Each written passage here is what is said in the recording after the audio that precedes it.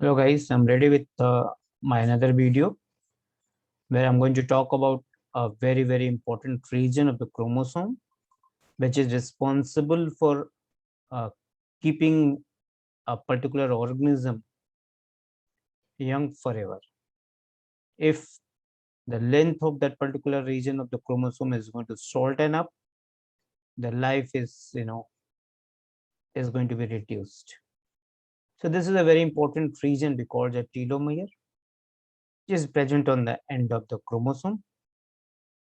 In the linear chromosome, there's a big problem of the end replication, where after every replication cycle, there'll be some shortening up of the telomere occurs. I'm talking about the somatic cells.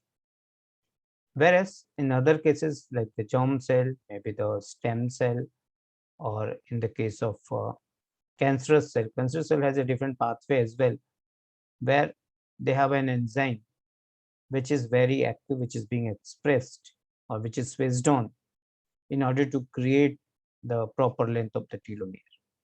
Whereas the other somatic cells, they are not going to have the active telomerase, hence they will not be able to do it.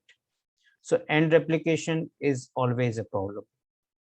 And there is a case where the cells may not divide after few generations. Let's say the one limit has been set, we call it as a Hayflick limit, where like Hayflick told that the number of the cell division a cell can go may not be more than 60. In that case, the shortening of the telomere is pertinent, and beyond that, the cell will undergo the replicative senescence. So let's say how all these the things are going to work. Let's see one by one, and I'll show you the few slides where I'm trying to reiterate how exactly the things are going to happen. So let's talk about the telomere. If you look at the length of the chromosome, it is made up of around 150 mbp, which is 150 million base pairs.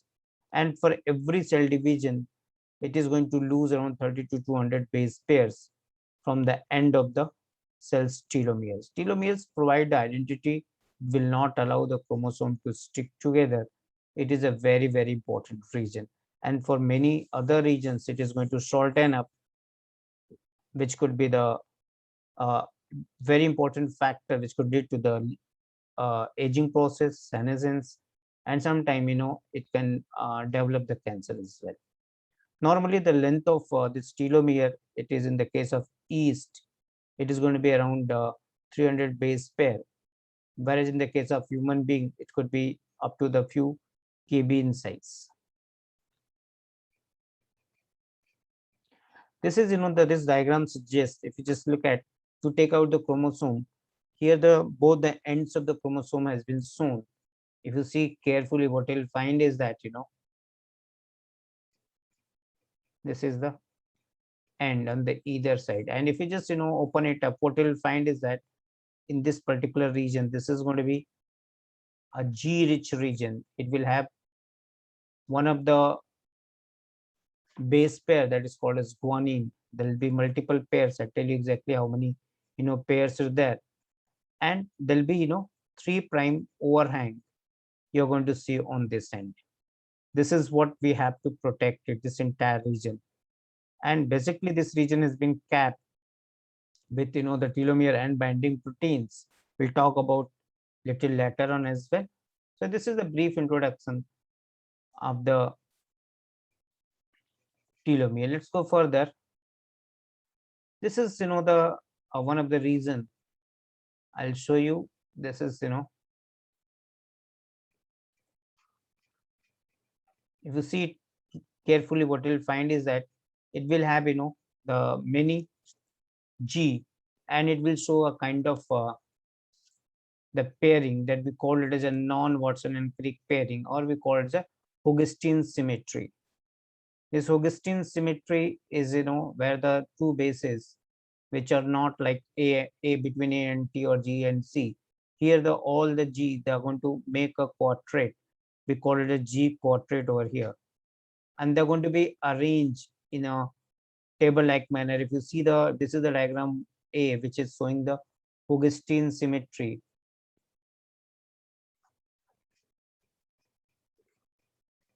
This Augustine symmetry, where the non-Watson-Crick pairing is going to happen.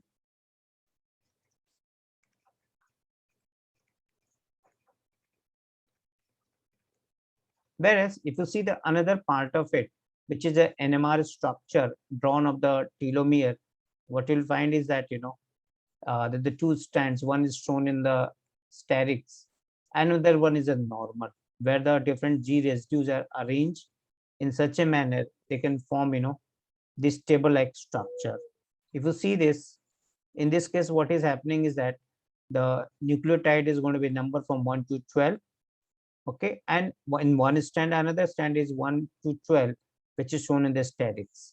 So guanine residue G1 to G4, which is shown in the dark blue color. You can see here this one, all these, and the G8 to G12 shown in the light blue, the cyan color, and then G1 to G4, which is shown over here. You can see the G1, G2, and G3 and G4 in the shown in the red color, and similarly the G9 star and G12 is shown in the pink color. So this is how the structures are going to see the quadrate over here. So one on the other, and at the bottom you can see over here. So this is how it is going to be. So this region is going to be very, very important, which protects this telomere from the any kind of attack from the any kind of enzyme, or this prevents even the damage, or this also going to be immune to the any kind of DNA repair.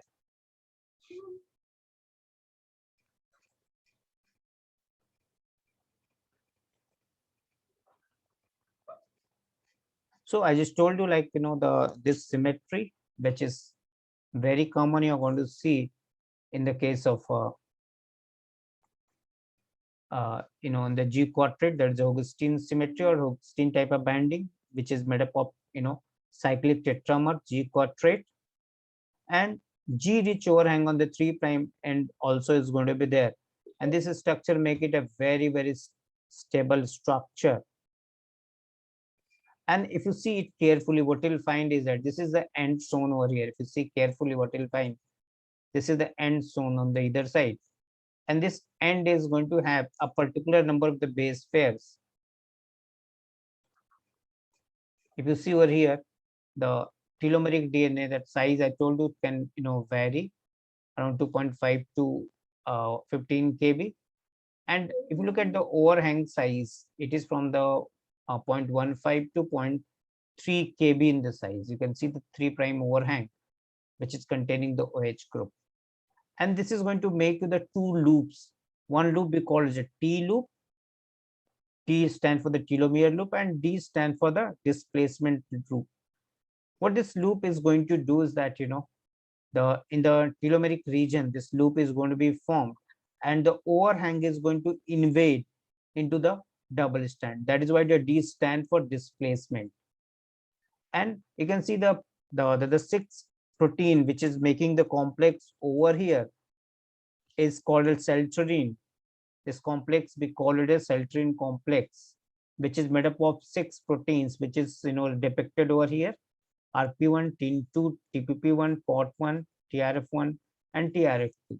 Basically, these are called as TBP, telomere end binding protein, which plays a very important role, in the capping.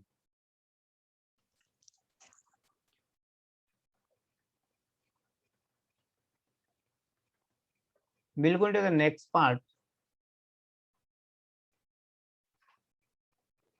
If you see this in the next part, what I'll try to show you is that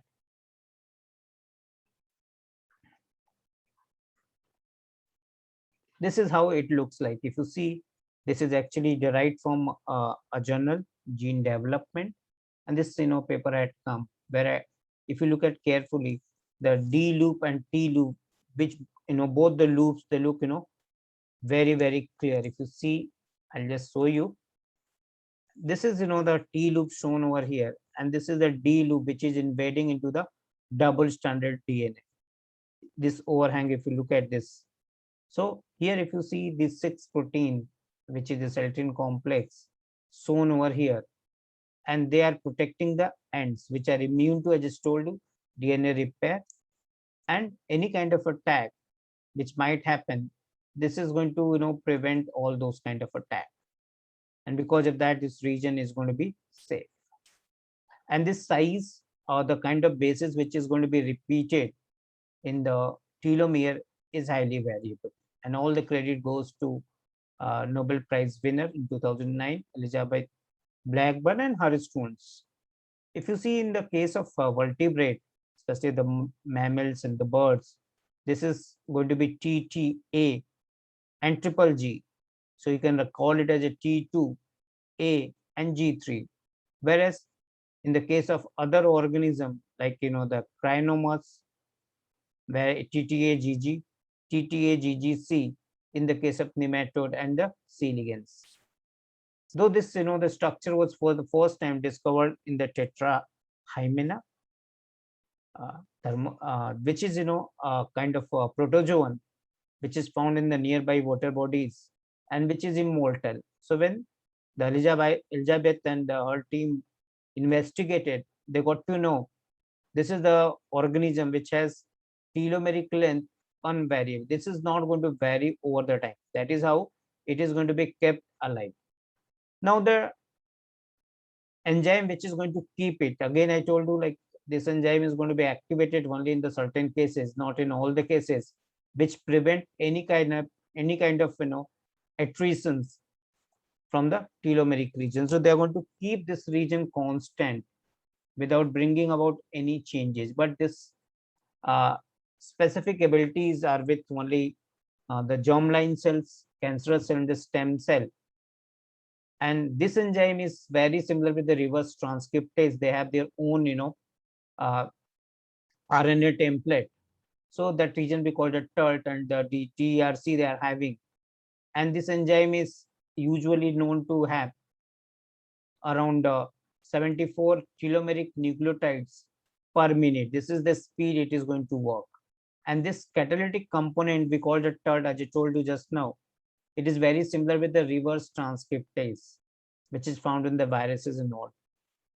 And some cases I told you in the cancerous cell, there's an alternate pathway which is there, which can keep on adding the telomeric region, which basically region behind the immortal human cell line and many of the cancers which are developing. And this case, like it is going to activate, or many other proteins involved over here is the certain chromatin remodeler, and the P53, which is a tumor suppressor protein, is going to be suppressed. This is how this leads to the cancer.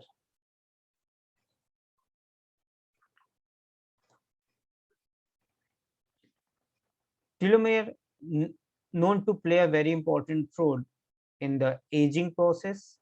I just the mention about the replicative senescence, if this shortening is going to happen, and I call it as a Hayflick limit.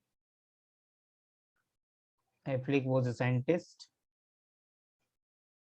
And maximum time a cell can divide up to the 60 generation. And later on, there'll be replicative senescence, which is bound to happen. So every time, and there'll be many regions as well. It has been seen that the person suffering from the certain disease or person under the stress, this has an impact on the telomeric region, which keep on shortening up, and this is how the life of a cell is going to be depleted or going to be shortened up.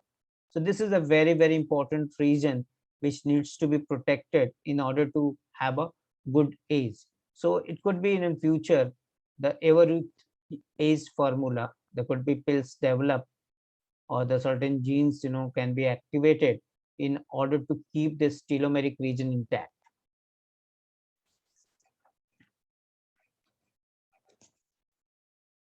Then let's talk about something else, where It is going to play important role in the case of progeria.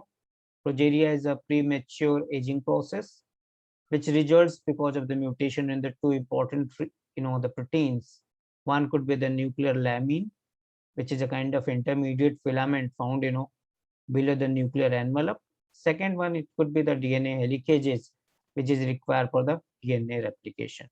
So it has been seen that, the individual having the progeria usually have the shorter telomeres. And telomere can play a role in the cancer, just now we have discussed. So telomere is a very, very important region to be protected. Thank you very much. Hope you like this today's lecture. And for any doubts or any kind of queries, you can comment in the comment box. Thanks for the day and thank you very much.